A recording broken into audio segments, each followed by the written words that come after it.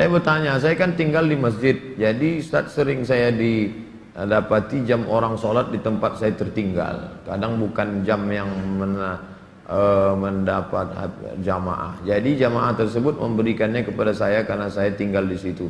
Bagaimana itu Pak Ustaz? Buat pengumuman kehilangan, pernah saya buat nggak ada respon. Sekarang di kamar saya ada 2 jam orang tertinggal. Misalnya saya mau pakai, gimana hukumnya Pak Ustaz? Ini namanya luqatah. Luqatah, barang temuan itu menjadi milik engkau wahai adinda kalau sudah setahun tak ada pemiliknya. Setahun tak ada pemiliknya, catat tanggalnya. Setahun tak ada pemiliknya, maka punya engkau. Berdoalah, pokoknya selama setahun itu berdoa supaya tak datang pemilik. Kalau dalam setahun itu ada pemiliknya, apa boleh buat, belum rezeki. Mudah-mudahan ada yang kehilangan lagi. Kenapa sebagian orang tak mau baca Sayyidina dalam salawat Nabi? Apa alasannya? Alasannya karena katanya menambah-nambah. Allahumma salli ala Sayyidina. Yang tambah-tambah. Nabi tak pernah menyebut. Nabi sendiri menyebut. Ana Sayyidu waladi Adam. Hadis sahih. Ana Sayyidu waladi Adam. Aku pemimpin anak cucu Adam.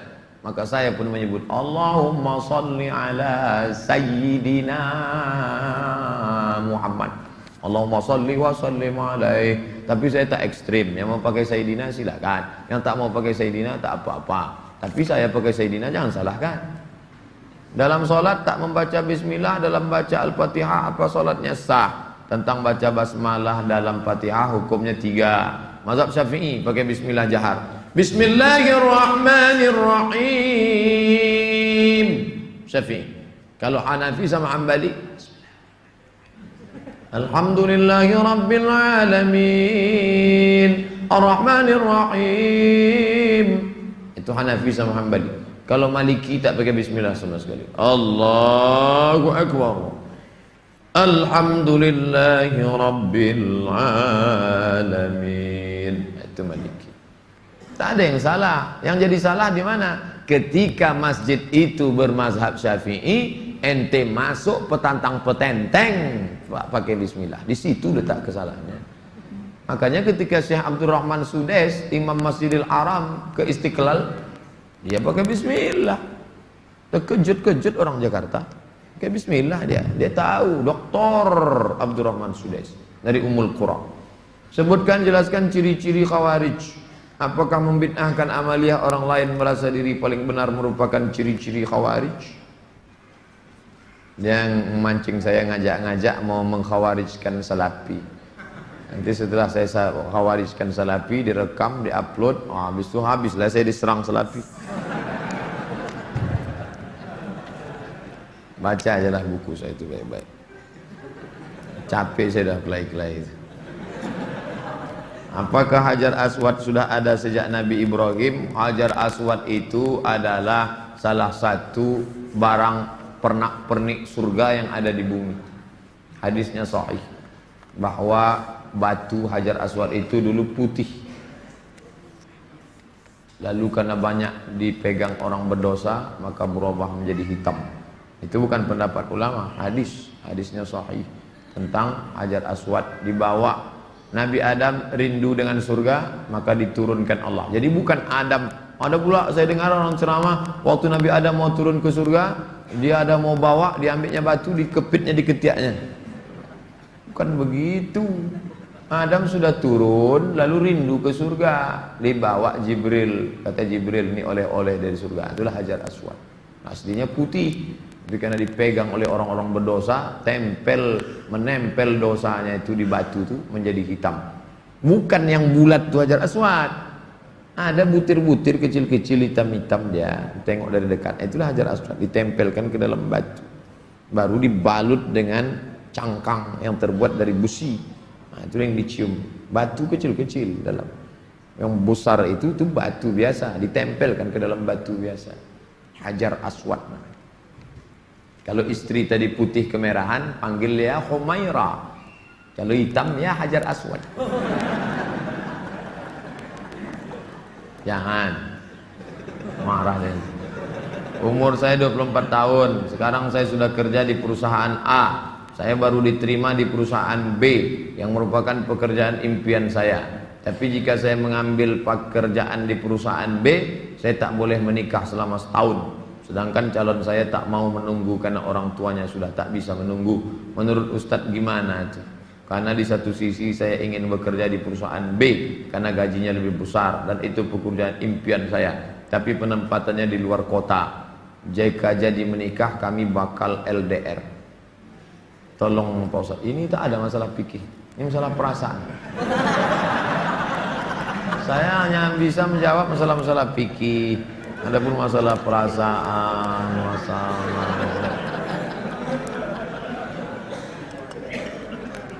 saya yang bisa saya jawab tuh halal, haram, makruh, mubah, rukun, syarat, wajib, sunat, sunat muakkad. Adapun masalah ini baiknya kalian duduklah musyawarah. Adinda, kita menikah ini kan saling pengertian. Aku kuliah pontang-panting mau kerja ini kerja yang paling. Tolonglah kau pahami keadaanku sekarang. Kalau dari awal aja dia tak bisa ngerti kita, gimana setelahnya? Ini belum lagi menikah, main paksa-paksa, tak bisa. Ini dua makhluk yang berbeda. Walaupun sama-sama mau makan telur ayam, yang satu mata sapi, yang satu dadar, bisa berkelahi. Ini harus mengalah. Hari ini aku mata sapi, besok kau dadar. Ya, lama-lama yang mata sapi suka dadar, yang dadar suka mata sapi. Harus begitu. Nah, kan keperasaan juga ujung. Berapa menit setelah berbuka baru azan Pak Ustaz? Waktu azan itulah berbuka. Tengok definisi puasa. Imsakun nafsi, menahan diri, anil mahzurati, dari semua yang membatalkan puasa, min tulu'il fajri, dari terbit fajar. Terbit fajar itu azan subuh, ila ghurubis syamsi, tenggelam matahari, syafaq ahmar, azan maghrib. Hanya saja bagi muazin minum dia dulu. Muazin itu dianjurkan minum dia. Zahabadh dhama'u wa batallatil uruq wa thabatal ajru, baru dia azan. Allahu akbar, Allahu akbar. Nah, itu dah minum tuh. Kalau yang belum minum, Allah, belum minum tuh. Apakah boleh kita makan setelah selesai, setelah Isya masuk? Yang penting batalkan dulu puasanya dengan minum kah, makan buah kah. Jangan makan es, karena usus itu kering. Knalpot yang kering panas disiramkan air es, mengelupas cat-catnya. Begitulah usus kita itu rusak. Maka yang paling bagus orang Mesir, korma kering, bukan korma yang basah, korma kering, pecah-pecah, buang bijinya, masukkan ke dalam, siram pakai air panas. Agak-agak 2 jam menjelang berbuka. Nanti menyatu dia. Nah, diminum. Itulah yang paling bagus. Minum kesukaan Nabi, air korma. Minum air korma. Bagus, manis dia, maka usus kita awet. Apakah batal puasa mencicipi gulai untuk merasakan garamnya? Mazhab Hambali mengatakan tak batal, karena dia tak masuk ke rongga, tak masuk ke dalam, hanya di ujung lidah. Di ujung lidah ini ada perasa. Jadi teteskan. Maka tak batal, karena tak masuk. Habis dirasanya gini, habis itu diludahkannya boleh. Tak masuk ke sini, tak masuk. Mazhab Hambali, tapi saya tak mengamalkan. Saya tidak mengamalkan. Ini saya jawab, mana tahu nanti ada ustadz. Saya bilang tak boleh. Tiba-tiba ada ustadz mengatakan, oh tak tahu Ustadz Somad. Saya tahu, tapi saya tak amalkan. Kenapa? Membuka pintu celah. Saya tak menyalahkan Imam Hambali. Orang sekarang imannya tak macam Hambali. Asik mencicip aja dari pagi. Cicip, cicip. Ustadz gimana cara menghafal Quran? Kami dulu aturan di Al-Azhar tidak pakai SKS, kuliah tak SKS, setahun dipaket 14 mata kuliah, 2 juz Al-Quran, tidak pakai SKS, tahun 1, tahun 2, tahun 3, tahun 4, 14, 2 juz. Jadi cara kami sebelum subuh dihafal dulu. Satu halaman, sebelum subuh hafal 1 halaman. Nanti ke masjid, qobliyah subuh baru diulang waktu baca. tahiyatul masjid itu dibaca, maka lama sholatnya karena mengulang setengah, satu rakaat setengah diulang. Tahiyatul masjid, qabliyah subuh, duha, qabliyah zuhur, ba'diyah zuhur, dalam sholat zuhur, qabliyah asar. Nanti asar distorkan ke syekh. Biasanya di tiang-tiang syekh nunggu ngapal. Tapi yang mau menghafal ngantri panjang, nyetorkan hafalan. Tradisi itu tak ada di Pekanbaru. Kalau di Mesir menyetorkan hafalan ngantri menjelang asar sampai maghrib, menyetorkan hafalan setengah juz. 1 hari 2 hari, jadi 20 hari hafal 1 juz, 20 hari. Nah, baru waktu yang lain dipakai untuk menghafal.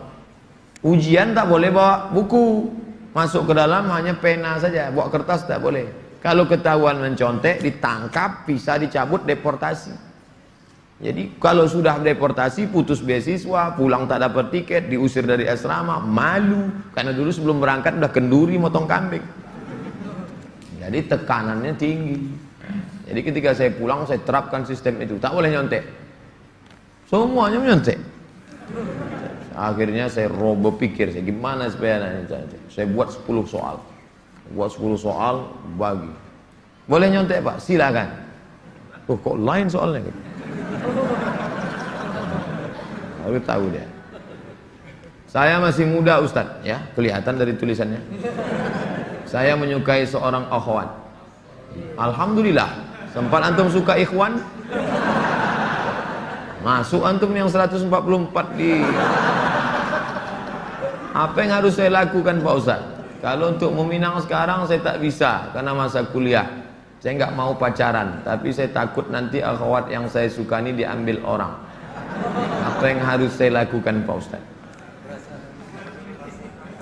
Antum datang ke orang tuanya, Pak, saya mau minang anak bapaknya. Kapan kau nikah? Ya setelah selesai kuliah lah. Semester berapa sekarang? Baru daftar Pak.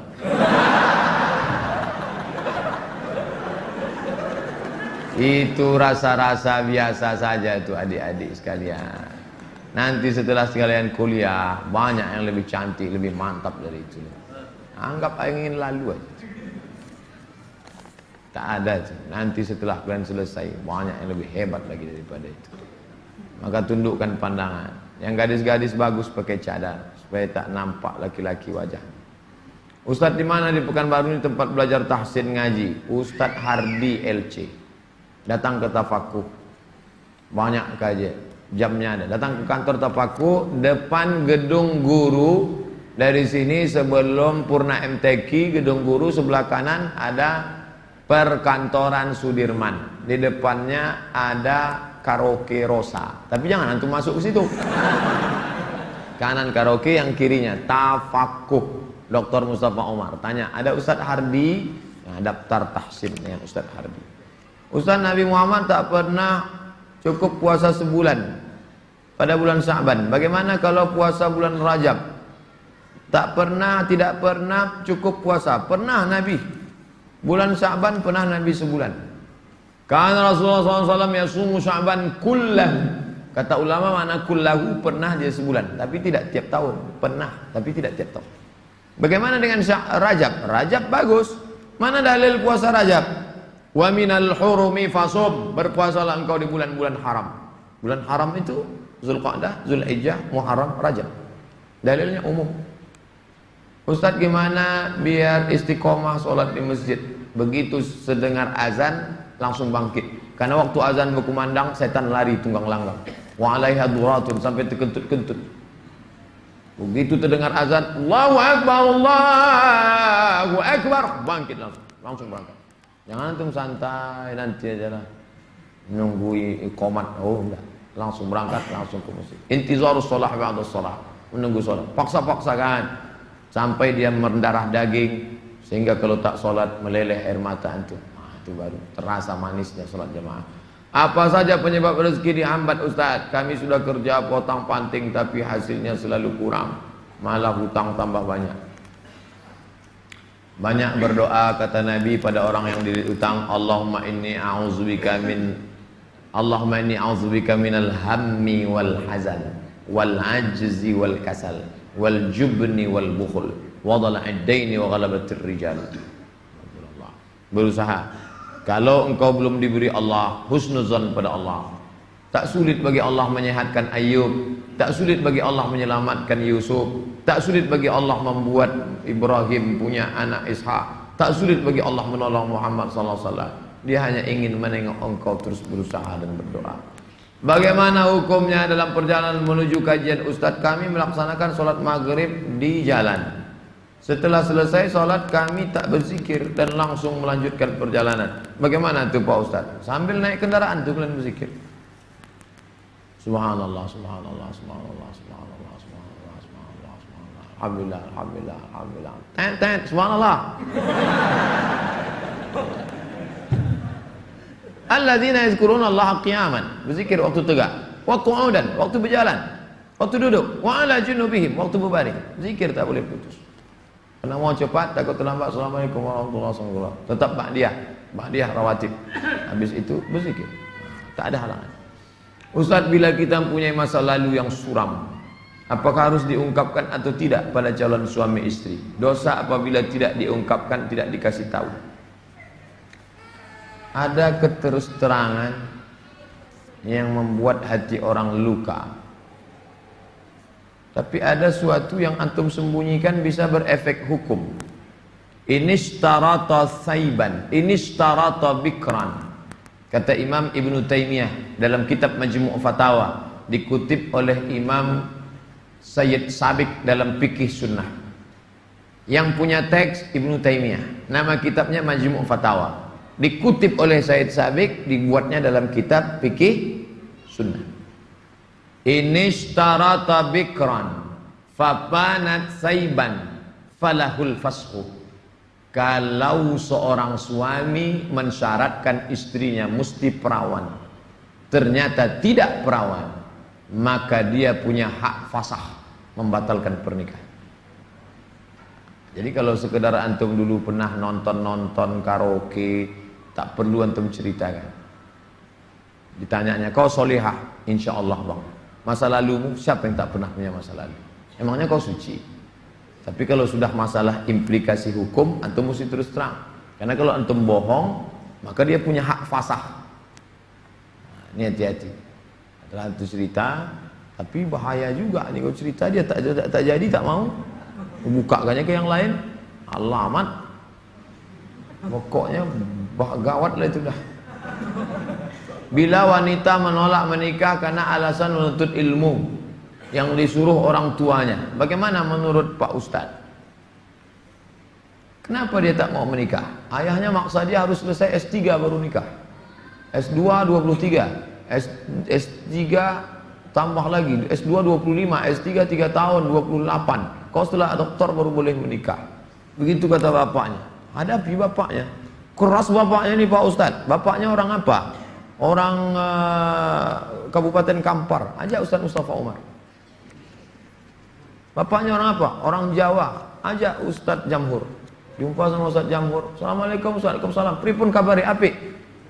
Oh, katanya bapak tak mau ngasih anak bapak nikah sama dia. Saya bukan tak mau, itu saya ngasih alasan aja biar tak jadi sama dia.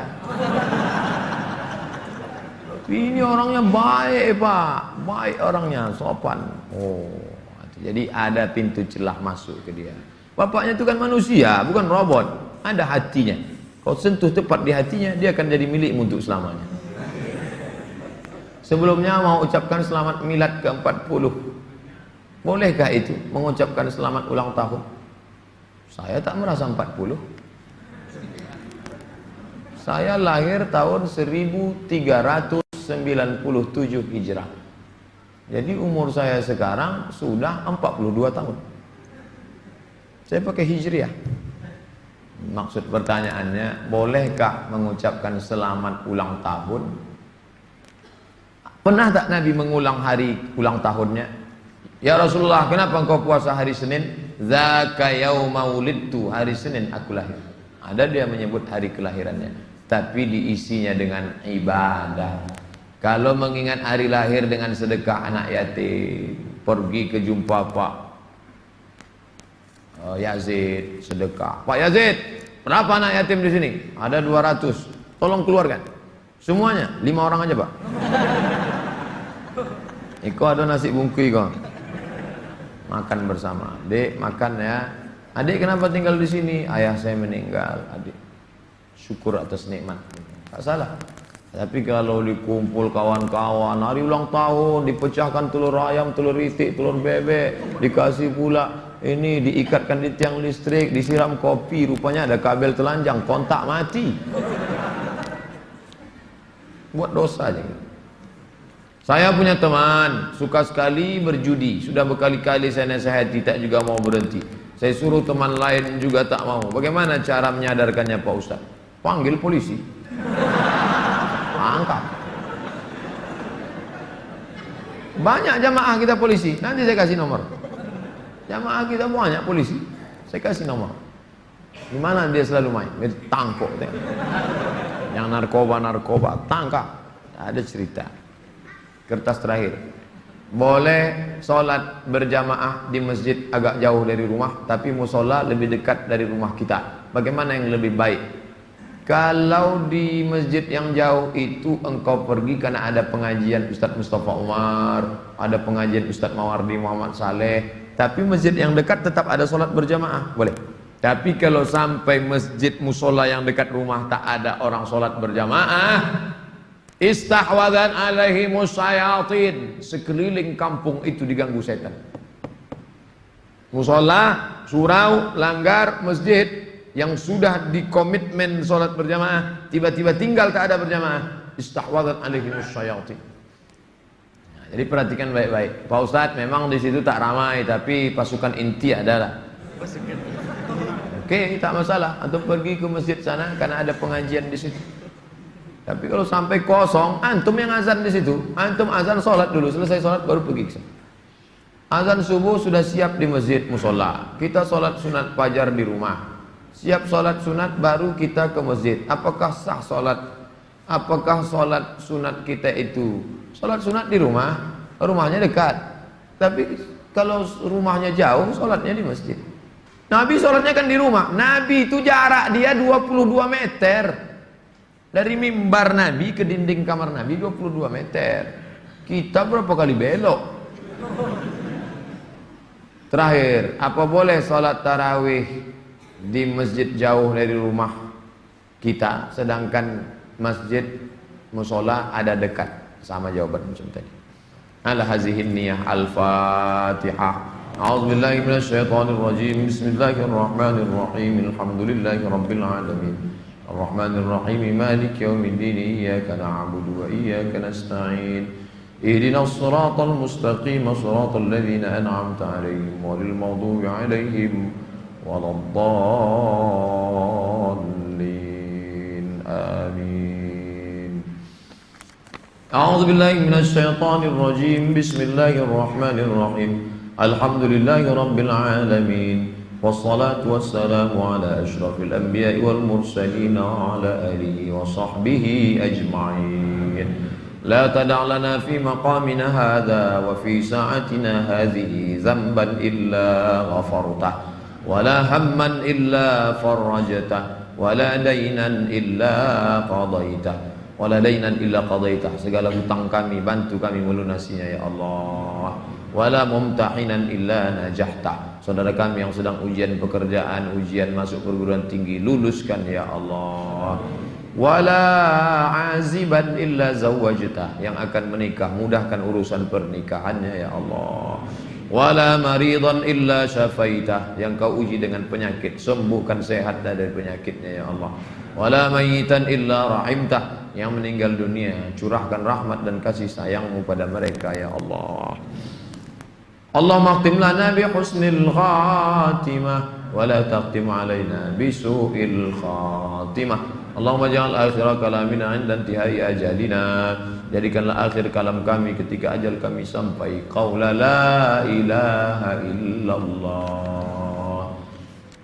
Rabbana atina fid dunya hasanatan wa fil akhirati hasanatan wa qina adzabannar. Sallallahu ala sayyidina Muhammadin wa ala alihi wa sahbihi wasallam. Walhamdulillahi rabbil alamin.